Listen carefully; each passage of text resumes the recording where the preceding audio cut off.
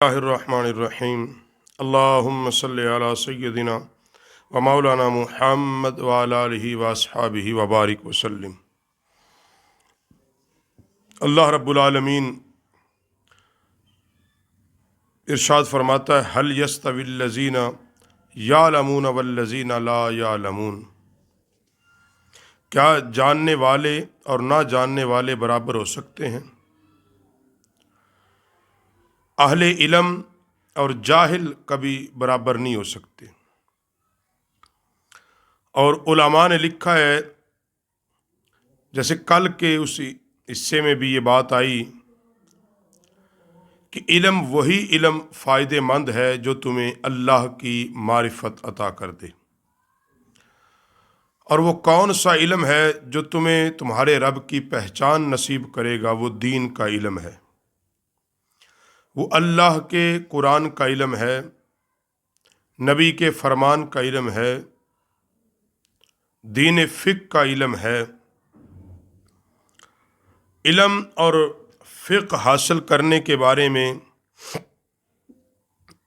بڑی پیاری روایت مسند امام اعظم میں نقل ہے۔ حضرت امام الائمہ سراج الائمہ حضرت نعمان بن ثابت امام اعظم ابو حنیفہ رحمۃ اللہ تعالی علیہ فرماتے ہیں، میں 80 سن ہجری میں پیدا ہوا اور میں نے اپنے والد کے ساتھ 96 سن ہجری میں حج ادا کیا۔ جب میں نے پہلا حج اپنے والد کے ساتھ ادا کیا، میں اس وقت 16 برس کا جوان تھا۔ جب میں مسجد حرام میں داخل ہوا تو میں نے ایک عظیم حلقہ دیکھا کہ لوگ ایک دائرہ بنا کر حلقہ بنا کر بیٹھے ہیں۔ میں نے اپنے والد ماجد سے عرض کیا، یہ کس کا حلقہ ہے؟ کون یہ باتیں کر رہا ہے؟ لوگ سن رہے ہیں۔ تو میرے والد گرامی نے فرمایا کہ صحابی رسول عبداللہ بن حارث رضی اللہ تعالیٰ عنہ کا یہ حلقہ ہے۔ تو میں شوق زیارت میں جلدی سے آگے بڑھا کہ آج موقع ہے ایسے آدمی کی زیارت کا کہ جو رسول اللہ صلی اللہ علیہ وسلم کا صحابی ہے، جس نے حضور کی معیت حاصل کی، حضور سے علم لیا ہے۔ تو فرماتے جب میں آگے بڑھا تو میں نے ان کو فرماتے ہوئے سنا، یعنی امام اعظم فرما رہے، میں نے حضرت عبداللہ بن حارث کو یہ فرماتے ہوئے سنا کہ رسول اللہ صلی اللہ علیہ وسلم کو فرماتے ہوئے سنا۔ کس نے؟ عبداللہ بن حارث کہتے میں نے، جس نے دین کی فقہ حاصل کی، اللہ اس کے تمام مہمات حل کر دے گا اور اسے وہاں سے رزق دے گا جہاں سے وہ سوچ بھی نہیں سکتا۔ یعنی دین کی فقہ، فقاہت دین اور دین کا علم حاصل جو بندہ کرتا ہے، پھر اللہ رب العالمین اس کے رزق کا انتظام فرماتا ہے۔ ترمذی شریف، ابو داؤد شریف، ابن ماجہ میں تمام محدثین نے اس حدیث کو لکھا ہے۔ حضرت کثیر بن قیس فرماتے ہیں کہ میں نے حضرت ابو دردہ رضی اللہ تعالی عنہ کے پاس دمشق کی جامع مسجد میں بیٹھا ہوا تھا۔ حضرت ابو دردہ رضی اللہ تعالی عنہ کے پاس دمشق کی جامع مسجد میں بیٹھا ہوا تھا۔ ان کے پاس ایک آدمی آیا، کہنے لگا، اے ابو دردہ، میں آپ کے پاس مدینۃ الرسول سے ایک حدیث کی خاطر آیا ہوں۔ یعنی ہمارے بزرگان دین نے کس قدر محنت کی اور محنت کے بعد احادیث کو جمع فرمایا ہے۔ کیونکہ میں مدینۃ الرسول سے آیا ہوں آپ کے پاس ایک احادیث کی خاطر۔ میں نے سنا ہے کہ آپ وہ حدیث رسول اللہ سے روایت کرتے ہیں۔ میں نے سنا ہے کہ آپ کے پاس جو نبی علیہ السلام کی بات ہے، آپ نے ڈائریکٹ رسول اللہ سے سنی ہے، اور میں کسی کام سے نہیں آیا ہوں، انہوں نے فرمایا کہ میں نے پھر آگے حدیث حضرت ابو درداء بیان کرتے ہیں، فرماتے ہیں کہ میں نے رسول اللہ صلی اللہ علیہ وسلم کو فرماتے ہوئے سنا، جس نے علم حاصل کرنے کے لیے سفر کیا اللہ تعالیٰ اسے جنت کے راستوں میں سے ایک راستے پر چلائے گا،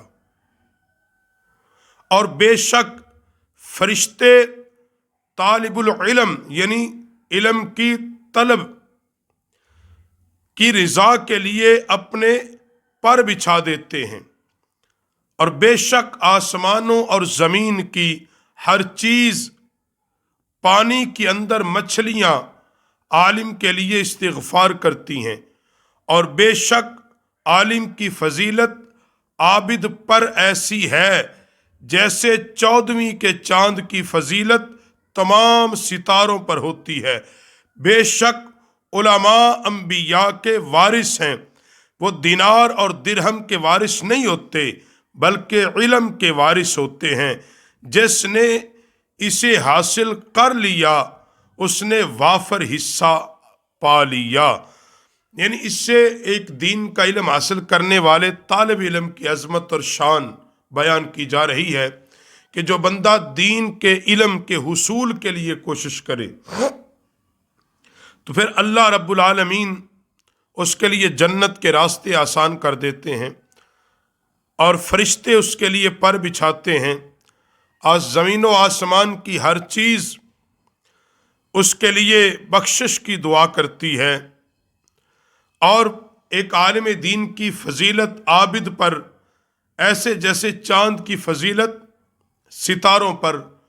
اور علماء کو کہا یہ ورثائے انبیاء ہیں، انبیاء کے وارث ہیں، اور علماء جنہوں نے دین کا علم جتنا حاصل کیا نبی علیہ السلام کی وراثت سے اتنا حصہ پایا۔ بخاری شریف میں 100 نمبر یہ حدیث ہے، عبداللہ بن عمر رضی اللہ تعالیٰ روایت کرتے ہیں کہ رسول اللہ صلی اللہ علیہ وسلم نے فرمایا، بے شک اللہ تعالیٰ علم کو اس طرح قبض نہیں کرے گا کہ بندوں میں سے ایک ہی جھٹکے سے چک لے گا۔ یعنی دین کا علم اس طرح اللہ ختم نہیں کرے گا کہ ایک لمحے میں وہ بندوں میں سے اٹھا لے گا، بلکہ فرمایا علماء کے قبض کرنے سے علم کو قبض کرے گا۔ یعنی علماء آہستہ آہستہ دنیا سے اٹھتے چلے جائیں گے حتیٰ کہ ایک عالم بھی باقی نہ رہے گا۔ ایسا نہیں رہے گا جو دین کی بات آپ کو بتا دے یا دین کا علم حاصل کیا اور لوگوں تک پہنچا دے۔ لوگ جاہلوں کو اپنا رئیس بنا لیں گے، جہلاء کو اپنا معلم سمجھیں گے، ان لوگوں کو اپنا رہنما سمجھیں گے، ان سے دین لینا شروع کر دیں گے جن کو بالکل دین کی کوئی سمجھ نہیں ہوگی۔ پھر ان پر سوال کیے جائیں گے، وہ علم کے بغیر فتوے دیں گے، خود بھی گمراہ ہوں گے اور لوگوں کو بھی گمراہ کریں گے۔ یہ فرمایا نبی کریم صلی اللہ علیہ وسلم کی یہ حدیث کہ فرمایا بغیر علم کے لوگوں سے جب فتویٰ پوچھیں گے وہ خود تو گمراہ ہوں گے پہلے ہی، صاف ظاہر جس کے پاس علم نہیں، اور وہ لوگوں کو بھی گمراہ کر دیں گے۔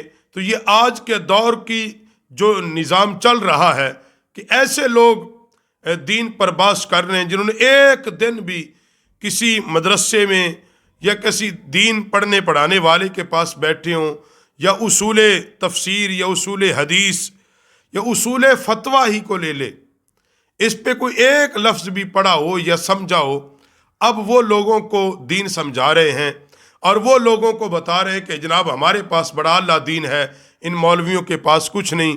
تو نبی علیہ السلام کی نظر بصیرت 14 صدیاں پہلو دیکھ لیا تھا، جو آج کے نام نہاد قسم کے جو لنڈے کے جو بنے پھرتے ہیں مفتی، ان کو دیکھ لیا۔ تو اس لیے نبی علیہ السلام نے فرمایا کہ وہ لوگوں کو بغیر علم کے فتویٰ دیں گے، خود تو گمراہ ہوں گے ہی ہوں گے، وہ دوسروں کو بھی گمراہ کر دیں گے۔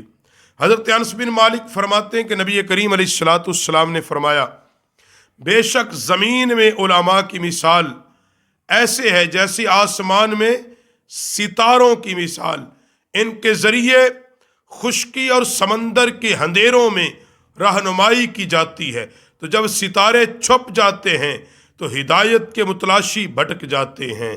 نبی علیہ السلام نے فرمایا جس طرح آسمان پر جب چاند نکلتا ہے اور ستارے نکلتے ہیں تو پھر روشنی ہوتی ہے، اور ان ستاروں کے ذریعے لوگ سمندر میں راستہ تلاش کرتے ہیں، اور جب ستارے غائب ہوتے ہیں پھر راستہ صحیح تلاش نہیں کرتے۔